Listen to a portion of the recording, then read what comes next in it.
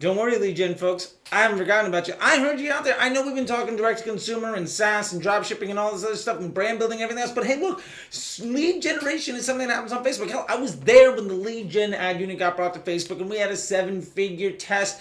And a lot of that was Facebook's money just to make sure that we could teach Facebook how to make their lead gen ad unit work so that you can be here today to try to run lead gen ads on Facebook or just driving people to your own site so you can make a business out of it. And today we're going to really dive into quality. So thank you very much. Let's get into it. Lead quality on Facebook. So, first off, I want to say thank you that you're still here. I really, really appreciate it. You can feel free to subscribe down here if you want to make sure that you don't miss a single one of these videos.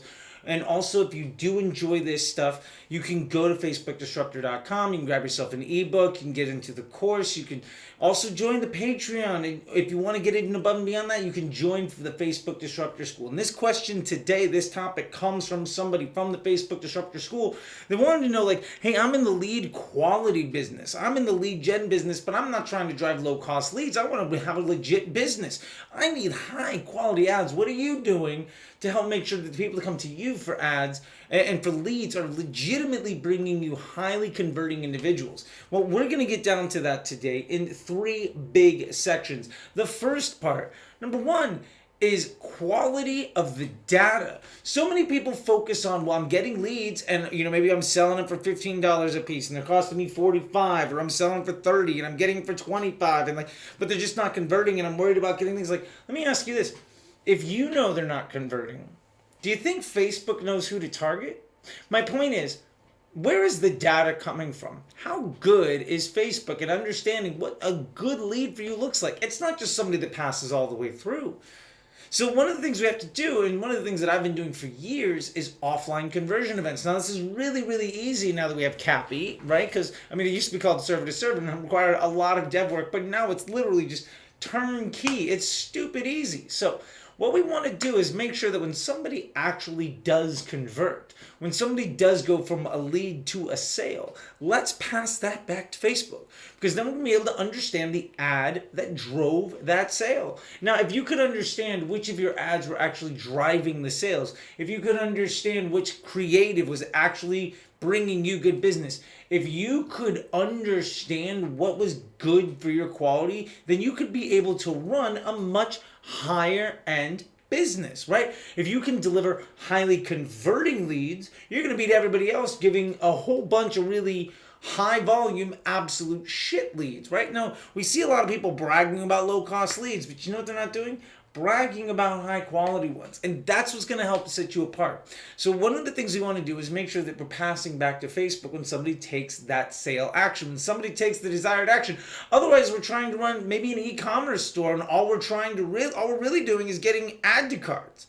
Now, yes, you can be successful, and look, there are businesses that's what they do, but wouldn't you rather optimize towards a purchase? Now, maybe you don't have enough volume to really understand it, but you're going to be able to tell after a while what's doing well and what isn't.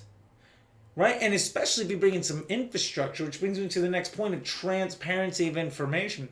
If you can say all of these leads came in, which ones were good, which ones were bad? If somebody can tell you right away what was good and what was bad, there's a really good way for you to optimize your lead ad itself or your lead flow.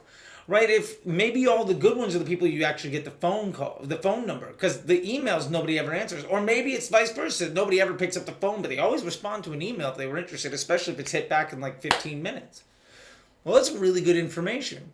Maybe you need to require specific information to move on. Maybe you need to make sure that somebody's qualified before they get there. Now, above and beyond all of that, transparency is also about setting expectations and allowing people to disqualify themselves in advance. Now, that's a really big deal. Disqualification is awesome. If I'm going and getting 100 leads, let's say 5 of them are legit, really good, gonna buy. 10 of them are pretty solid and 90 of them are shit. If I can let those 90 people, maybe 80 of those 90 people go through the process and say, you know what, this isn't for me. Maybe the price is too high, or the commitment is too big, or the installation is just not optimal, or for whatever reason, it's actually just not worth their time. Well, yeah, you're going to have a higher cost, and no, it won't be 10 times higher. but the quality of the conversion rate of those people is going to be a lot better. So what we need to do is really understand how do we be transparent with what we're trying to sell leads for, whether it's solar panels or plastic surgery, whether it's SaaS companies with a 5-figure monthly contract, or real estate. We need to understand, why is somebody legitimately interested in us, and are they actually worth our time? And the longer that process is, and the harder it is for someone to get through, oftentimes the much higher quality that individual is. Which brings me to the last point I want to cover here, is if you're using a lead gen ad unit, make sure that your creative absolutely gets the point across. It's not just about lowest cost. It's about making sure the person that gets to the other end, the person that sat through that information, the person that filled out that whatever, that you can make it easy for them, or you can make it difficult. Now, unlike e-commerce, where you want it to be as easy as possible, in lead gen, somebody wants you to reach out to them. They want to have a conversation with you. And if they're kind of wishy-washy, they're probably not going to buy in the first place. And maybe they're, kind of wishy-washy because they're going to 5 or 10 other people. And if they're going to do that, they'll probably have an objection that you're not going to necessarily be able to overcome. So my point here is, make sure that you have the best onboarding process through your lead gen before somebody can even commit. If the quality of that lead is much higher because you are making sure that people are getting through in a way that they are excited and have full buy-in by the time they get there, well, you're going to be in a much, much better place. Now, let's go to the real-world example of this. Now, not a lot of us can look at real-world examples of B2B lead gen, but there are some amazing companies that use lead gen as the front end to their e-commerce. So, remember, lead gen is basically having a qualified individual, right? And then eventually you sell them into some bigger business. That sounds a lot like a subscription box company, doesn't it?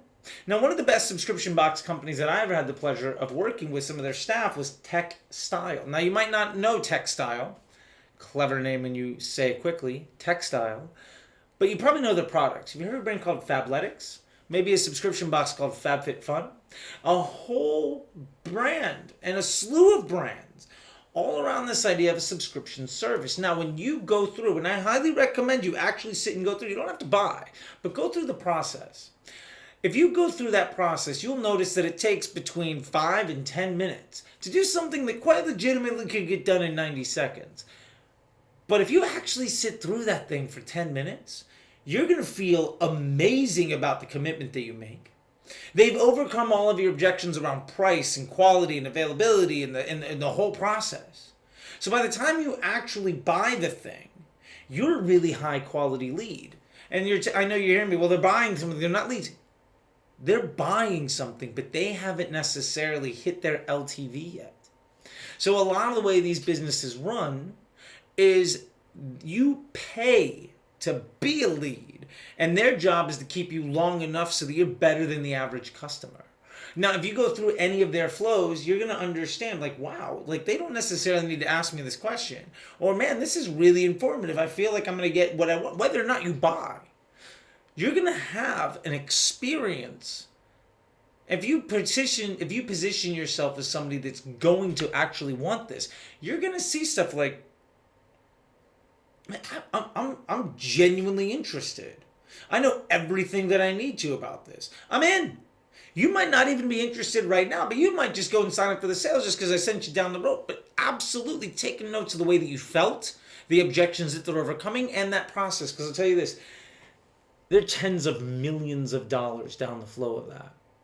And there are dozens of brands that rip them off.